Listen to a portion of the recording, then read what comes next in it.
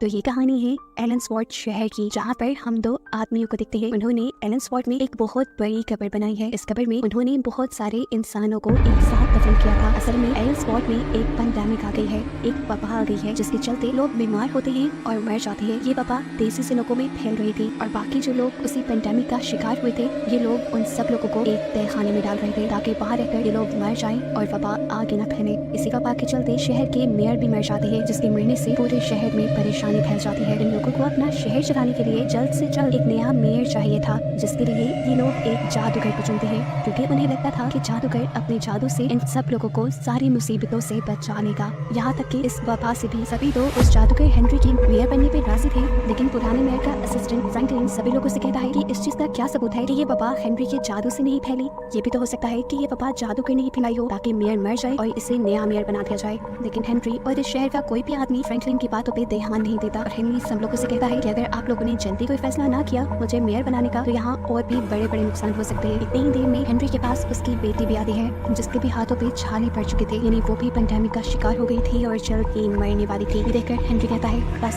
बहुत हो गया, अब मैं इसका इलाज करके ही रहूंगा। वो अपने जादू से इस पैंडेमिक को खत्म करने का फैसला करता है और सारे शहर वाले उसका साथ देने को तैयार हो जाते हैं। अगले सीन में दिखाया जाता है कि हेनरी अपने जादू की मदद से उस पैंडेमिक को तो खत्म कर देता है, लेकिन इतना ताकतवर जादू इस्तेमाल करने के साइड इफेक्ट में इन सब के सर पे एक नई मुसीबत आ गई थी। हेनरी के इस जादू की वजह से इस शहर में एक बहुत बड़ा मॉन्स्टर आ गया था, जिसे वो कंट्रोल नहीं कर पाता। उसको कंट्रोल करने का सिर्फ एक ही रास्ता था कि साल में एक दफा उसे किसी इंसान की बलि दी जाती थी, जिसे वो खाकर पूरा साल इस शहर वालों को तंग नहीं करता था। ऐसे ही हमें दिखाया जाता है कि वो मॉन्स्टर एक मासूम इंसान को मार कर खा गया, जिसे खुद गाँव वालों ने एक सेक्रीफाइस के तौर पे बांध के रखा था और उसके हाथ पे खास किस्म का सिंबल भी था। खैर सीन अब बदलता है और हम जंगल में एक ग्रुप को देखते हैं। इस पूरे ग्रुप ने एलन स्वॉर्ट की कहानियां सुन रखी थी और ये लोग उस शहर को देखना चाहते थे। इनमें से एक बच्चे के हाथ में मैप भी था, जो सही रास्ता मिलने पर बहुत ही एक्साइटेड होकर आगे बढ़ जाता है। लेकिन उसकी एक्साइटमेंट उसी के ऊपर भारी पड़ गई। भागते हुए उसका पाँव एक पत्थर से टकराया और वो गिर गया। ऐसे में उसके पाँव की हड्डी टूट गई। उसकी खराब हालत को देखते हुए उसका साथी, जिसका नाम है माइक, वो उसे कहता है तुम यहाँ पर अपनी साथी के साथ आराम करो, मैं जेसिका के साथ जंगल में जाता हूँ फॉरेस्ट ऑफिसर या किसी डॉक्टर की तलाश में। तुम लोग मिलकर कोशिश करना कि हमारे वापस आने तक कोई कैंप लगा लो। माइक और जेसिका चलते चलते पहुँचते हैं एक ऐसी जगह जहाँ पर लकड़ियों के जरिए एक क्रॉस बनाया गया था और उस पर लिखा गया था कि शहर के अंदर आना मना है। माइक इसके ऊपर लिखी हुई वार्निंग पर एतबार नहीं करता और उस क्रॉस को पार कर लेता है। हालांकि जेसिका ने उसे ऐसा करने से मना भी किया था। मजबूरन अब जेसिका को भी उसी के पीछे आना पड़ा। ये लोग अब आगे बढ़ते हैं। पहले तो उन्हें इस शहर में कोई नजर नहीं आया, लेकिन फिर उन्हें एकदम से बेवजह की आवाज आई, जो इंसानों के होने का साइन था। जबकि दूसरी तरफ हम इनके दूसरे साथी को देखते हैं, जिसका पाँव टूटा था। उसे यहाँ पर एक तहखाना नजर आता है। ये वही तहखाना था जिसके अंदर मूवी के स्टार्ट में बहुत सारे इन्फेक्टेड लोगों को डाला गया था। उसके साथी उसे कहते हैं कि तुम ये तहखाना नहीं खोलो, ना जाने इसके लिए क्या होगा। लेकिन उसे तो हर चीज जानने की जिद थी, जिसके चलते वो इस तहखाने को खोल देता है। पहले तो उसे कुछ नजर नहीं आया और जैसे ही उसने मुड़कर अपने साथी की तरफ देखा तो दिखाया गया एक बड़े से मॉन्स्टर ने एकदम से उसे पकड़ कर निकल लिया। यानी ये लड़का मर गया। उसको मारने के बाद उसकी एक टांग मॉन्स्टर ने उसकी साथी लड़की के ऊपर फेंक दी, जिसे देखकर वो बुरी तरह डर गई।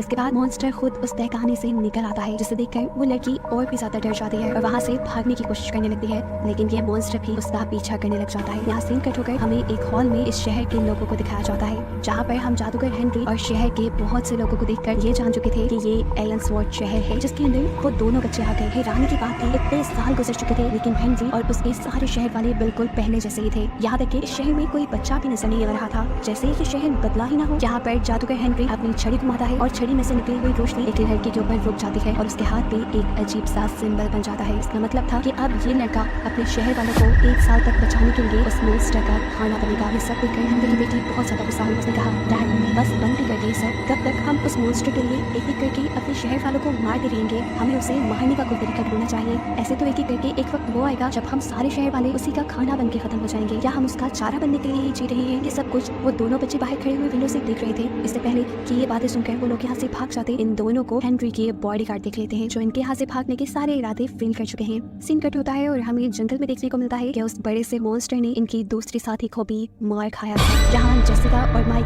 यानी इन दोनों बच्चों से हेनरी मिलता है और कहता है कि अगर तुमने शहर के बाहर वोट पढ़ लिया था तो तुम्हें हमारे शहर एलन स्वॉर्ट नहीं आना चाहिए था। हेनरी के मुंह से एलन स्वॉर्ट का लफ्ज सुनते ही माइक के तो जैसे होश उड़ गए थे। उसे यकीन नहीं आ रहा था कि वो इसी शहर में आ गया है जिसके बारे में लोग कहानियां लिखा करते हैं। खैर कहानियां तो इन्होंने भी सुन रखी थी और इन्हें पता था कि अब इनकी जान खतरे में आ चुकी है। ये लोग भाग भागने का डिसाइड करते हैं, लेकिन उससे पहले ही हेनरी के गार्ड्स इन्हें पकड़कर जेल में डाल देते हैं, जहाँ पर इन्हें दिखाई देता है वही लड़का जिसे आज सुबह हेनरी ने बलि के लिए चुना था। माइक जब उससे पूछता है कि तुम यहाँ पे क्या कर रही हो, तब वो आदमी बताता है कि मुझे सैक्रिफाइस के लिए चुना गया है ताकि मेरे शहर के लोग 1 साल तक अमन और सुकून से रहे। ये सुनकर माइक को तो बिल्कुल एतबार नहीं हुआ था, ये बिल्कुल कहानियों जैसा था। यहाँ दूसरी तरफ हेनरी की बेटी फ्रैंकलिन से मिलती है और उससे कहती है कि आप समझाते क्यों नहीं हेनरी को, एक एक करके कई लोग उस मॉन्स्टर का शिकार बन चुके हैं, क्या हम उस मॉन्स्टर का चारा बनने के लिए जी रहे हैं? हमें हर हाल में उसे मारने का तरीका अब ढूंढना ही होगा। जहाँ हेनरी को ये भी मालूम हुआ था कि माइक और जेसिका के 2 और दोस्त भी जंगल में थे। उसके जो गार्ड्स उन दोनों साथियों को ढूंढने के लिए गए जंगल में, जाते ही दोनों मॉन्स्टर का शिकार बन गए। यहाँ फ्रैंकलिन हेनरी की बेटी के कहने पर हेनरी से बात करने के लिए आया था। वो सबसे पहले हेनरी से सवाल करता है कि तुमने जो उन दोनों बच्चों को पकड़ा है तुम उनका क्या करोगे? जवाब में हेनरी कहता है कि मैं उनका सैक्रिफाइस करवाऊंगा। ये सुनकर फ्रैंकलिन को शॉक लगा, क्योंकि आज से पहले तक उसे लगता था कि हेनरी की जादुई छड़ी लोगों को सैक्रिफाइस करने के लिए चुनती है, लेकिन आज उसे ये बात मालूम हो गई थी कि हेनरी खुद लोगों को सैक्रिफाइस करने के लिए चुनता है। और ये बात फील होते ही वो हेनरी से कहता है, मुझे लगता है कि ये सारा कुछ तुम्हारा किया तरह है, तुमने जादू किया मेयर बनने के लिए, लेकिन वो जादू तुमसे कंट्रोल ना हो पाया और उसके चक्कर में हम इस मॉन्स्टर के कर्स में आ गए, यानी हमें इस मॉन्स्टर का श्राप मिला,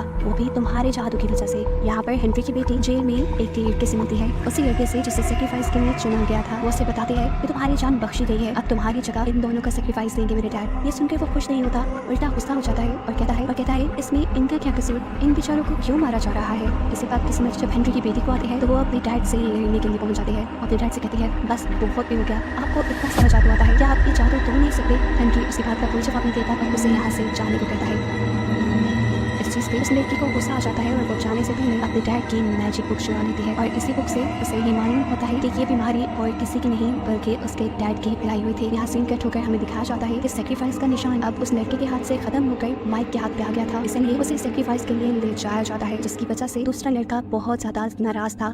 माइक के जाने से खतरे में देखकर जेसिका भी रोने लगी थी, क्योंकि आज माइक मरा है तो कल को उसने मरना था। गाँव वाले माइक को ले जाकर उसी लकड़ी के क्रॉसफिक्स पे लटका देते हैं, लेकिन उसकी किस्मत अच्छी थी क्योंकि सच जाने के बाद हेनरी की बेटी सबसे पहले जेल में आकर अपने दोस्त और जेसिका को छुड़वाती है और फिर ये सब मिलकर माइक को बचाने के लिए निकल जाते हैं। मॉन्स्टर अब उसके बिल्कुल सामने था, इससे पहले कि वो माइक को खा लेता, ये लोग माइक को जंजीरों से उतारकर सब यहाँ से भाग जाते हैं। जब तक मॉन्स्टर इस क्रॉसफिक्स के करीब आता है तो अपने शिकार को यहाँ ना पाकर वो बहुत ही ज्यादा गुस्से में आ चुका था और उसके गुस्से का मतलब था कि अब वो इस पूरे शहर को तबाह कर देगा, इस पूरे शहर को खा जाएगा। यहाँ भागे हुए लोग यानी हेनरी की बेटी, उसका दोस्त माइक और जेसिका वो एक खास बाउंड्री लाइन तक पहुंचते हैं। हेनरी की बेटी जेसिका और माइक से कहती है, तुम दोनों इस लाइन को पार करके यहाँ से भाग जाओ, तुम्हारी जान बच जाएगी, लेकिन हम इस बाउंड्री लाइन को पार नहीं कर सकते क्योंकि हम किसी मैजिकल स्पेल में बंधे हुए हैं। अभी वो लोग यही बात कर रहे थे कि इनके पीछे मॉन्स्टर आ गया। मॉन्स्टर का गुस्सा देखते हुए जेसिका कंफ्यूज हो जाती है और नीचे गिर जाती है। उसकी जान बचाने के लिए हेनरी की बेटी का दोस्त उसकी मदद करता है और उसे उठाकर बॉर्डर के पार ले जाता है, जिसकी वजह से वो खुद भी जलकर राख हो गया। मॉन्स्टर अभी तक जेसिका का पीछा करना चाहता था, लेकिन वो नहीं कर पाया क्योंकि वो खुद भी उन्हीं मैजिकल स्पेल्स यानी जादू मंत्रों में फंसा हुआ था। हेनरी की बेटी भी यहाँ मॉन्स्टर को चकमा देकर गायब हो जाती है। अगली सुबह जब शहर में सब लोग उठते हैं तो देखते हैं कि उनका सैक्रिफाइस तो पूरा हुआ ही नहीं था। सिर्फ यही नहीं बल्कि अब हेनरी भी शहर में नहीं था। ये एक बहुत बड़ी खतरे की अलामत थी, इसीलिए फ्रैंकलिन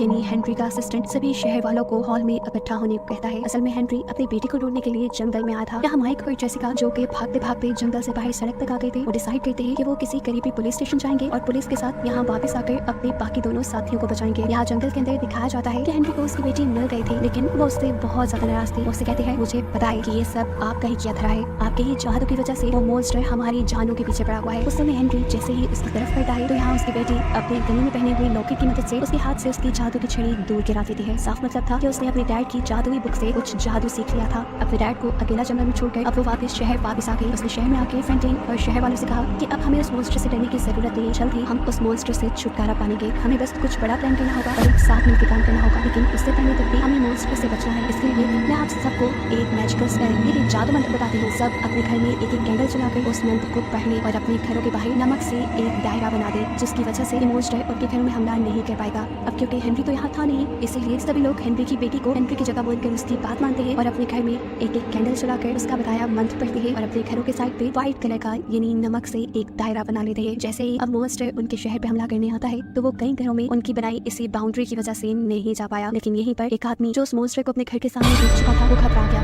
गड़बड़ी में उससे कैंडल नीचे गिर गई और उसकी कैंडल के बुझने से उसके घर के ईंट की बनी हुई जादुई बाउंड्री भी टूट गई और ऐसे मॉन्स्टर ने उसको और उसकी बेटी को हमला करके मार डाला और खा लिया। ये सब फ्रैंकलिन ने भी अपनी आंखों से देख लिया था और वो खुद भी बहुत ज्यादा डर चुका था। उसने भी अब फैसला कर लिया था कि वो इस मॉन्स्टर को खत्म करके ही रहेगा। इन सबको मारने के बाद मॉन्स्टर दोबारा जंगल में चला जाता है, जहाँ अब उसकी नजर पड़ जाती है हेनरी पर। उसके पास क्योंकि जादू की छड़ी नहीं थी, इसीलिए वो उसके जादू के कंट्रोल में नहीं आ पाया और उसने हेनरी पर भी हमला करके उसे मार डाला। यहाँ शहर में हमें दिखाया जाता है कि माइक और जेसिका पुलिस स्टेशन पहुंचे। उन्होंने पुलिस को एलेंसवॉर्थ शहर के बारे में बताया और ये भी बताया कि कैसे उनके साथ ही और वहाँ पर मौजूद कई लोग खतरे में है। वो चाहते थे कि पुलिस आकर उनकी मदद करे, लेकिन एलेंसवॉर्थ नामी शहर का नाम सुनते ही पुलिस वाले इन्हें पागल समझने लगे, क्योंकि पुलिस के मुताबिक वो शहर सिर्फ किताबों में बसता था। माइक जब इंसिस्ट करता है उन्हें कि आप मेरी बात माने, मेरी बात सुने, तब पुलिस को लगता है कि जरूर ये लोग किसी ड्रग का नशा करके आए हैं। इसी जुर्म में इससे पहले कि ये इन दोनों को अपने जेल में डाल देते, माइक होशियारी दिखाता है और उन्हीं के पास से उनकी पिस्टल को चुराते हुए उनकी कार लेकर दोबारा जंगल के अंदर आ जाता है। एलेंसवॉर्थ के सारे शहरियों को बचाने के लिए जंगल में आकर इनका सामना हुआ दोबारा उसी मॉन्स्टर से, जिसे देखकर जेसिका दोबारा डर गई, लेकिन यहाँ माइक ने उसे गोली मारी और वो डर गई, यहाँ से चला गया। अब जल्दी से माइक और जेसिका आए शहर के हॉल तक, जहाँ पर हेनरी की बेटी सभी शहर वालों को इकट्ठा करके खड़ी थी। माइक उसे बताता है कि हमारा सामना अभी मॉन्स्टर से हुआ था, लेकिन हमने उसे जब गोली मारी तो वो डर के वहाँ से भाग गया। इसका मतलब था कि उस मॉन्स्टर को मारा जा सकता है। हेनरी की बेटी भी कहती है हाँ, उसे मारा जा सकता है अगर हम सब लोग एक दूसरे का साथ दें। इतने सालों तक मेरे डैड ने आप सबको डरा कर रखा, पर अब नहीं। मैंने अपनी डैड की बुक से बहुत सा जादू सीख लिया है। उस जादू और आप सब लोगों की मदद से मैं उस मॉन्स्टर को मार दूंगी। ये सब लोग उसकी मदद करने के लिए मान जाते हैं और फिर एक प्लान बनाते हैं, जिसके चलते इन्होंने मॉन्स्टर के लिए कुछ ट्रैप बनाए थे और एक साथ मॉन्स्टर पे हमला करने की ठानी थी। सिर्फ बंदूक की गोलियों से ही उस मॉन्स्टर को नहीं मारा जा सकता था, क्योंकि वो जादू से बना था। वो जादू से भी वार करना जरूरी था और जादू बनाने के लिए हेनरी की बेटी पहले उसकी गुफा में जाकर उसका टूटा हुआ नाखून चुरा लाती है, जिसकी काफी सारी हिस्से उसने अपने लॉकेट में डाल दिए, जिस लॉकेट में उसने अपना जादू बंद किया था। अगले सीन में दिखाया जाता है कि सब लोगों ने माइक को क्रूसीफिक्स से बांधा हुआ है मॉन्स्टर का सैक्रिफाइस देने के लिए। ये सब असल में उसके लिए एक था। मॉन्स्टर जब उसे देखकर खुशी से खाने के लिए आया तो वो भी इनकी चाल समझ गया। जमीन पे मौजूद उसे ट्रैप का पता चल गया, जिसको पार करते हुए अब वो माइक तक आ गया। इससे पहले कि वो माइक को मार देता, माइक उसे अपनी गन से शूट कर देता है। ऐसे में वो मॉन्स्टर जैसे ही पीछे होता है तो उसका पाँव भी ट्रैप में फंस जाता है। मॉन्स्टर को थोड़ा सा ही कमजोर होते देखकर यहाँ पे मौजूद सभी लोग अपने तीर और बंदूकों से उसके ऊपर हमला शुरू कर देते हैं और इन सारे हमलों से वो मॉन्स्टर और भी ज्यादा गुस्सा हो जाता है। इन सारे हमलों के साथ साथ हेनरी की बेटी को अपने जादू का हमला भी करना था, लेकिन इस हमले में उसने थोड़ा टाइम लगा दिया, जिसके चलते मॉन्स्टर ने अपनी सारी जंजीरें तोड़वा ली और एक एक करके इन लोगों को मारने लगा। सब लोगों को खतरे में देखकर माइक सभी लोगों को जंगल की तरफ भागने को कहता है। सभी लोग जब जंगल की दूसरी तरफ भागते हैं तो माइक और जेसिका जंगल की दूसरी तरफ भागने लग जाते हैं। भागते भागते इन्होंने वो लाइन क्रॉस कर ली जो लाइन ये मॉन्स्टर नहीं क्रॉस कर सकता था। ये मैजिकल बाउंड्री थी। इसी चीज का फायदा उठाते हुए माइक बाउंड्री की दूसरी तरफ ही रहकर उस मॉन्स्टर के ऊपर गोलियां चलाता है। इतनी यहाँ पर हेनरी की बेटी इन्हें होप भी आ जाती है और अपने लॉकेट को पकड़कर एक मैजिकल स्पेल बोलते हुए एक बड़ा सा जादुई हमला इस मॉन्स्टर के ऊपर करती है, जिसकी वजह से वो मॉन्स्टर जलकर मर जाता है। और इस मॉन्स्टर के मरते ही हम देखते हैं कि एलेंसवॉर्थ में मौजूद सभी शहरी भी इसी तरह जलकर मारे जाने लगे थे। असल में ये सब लोग भी हेनरी की जादू की वजह से एक टाइम लूप में फंस गए थे। इस टाइम लूप में फंसने की वजह से इनका टाइम बदला ही नहीं, ना टाइम बदला ना इनके शहर में कुछ और बदला। काफी सालों से ये ऐसे ही जिंदगी गुजारते रहे। इनके पास कोई बच्चे भी नहीं हुए। आम इंसानों से इन्होंने कहीं ज्यादा जिंदगी गुजार ली थी। इसीलिए जैसे ही वो मॉन्स्टर मरा इनका कर्स भी खत्म हो गया, टाइम लूप भी खत्म हुआ और ये सारे इंसान भी जलकर मारे गए। अब एलेंसवॉर्थ के सारे लोगों के मरते ही जैसे एलेंसवॉर्थ शहर भी खत्म हो गया और उसका नाम बस अब किताबों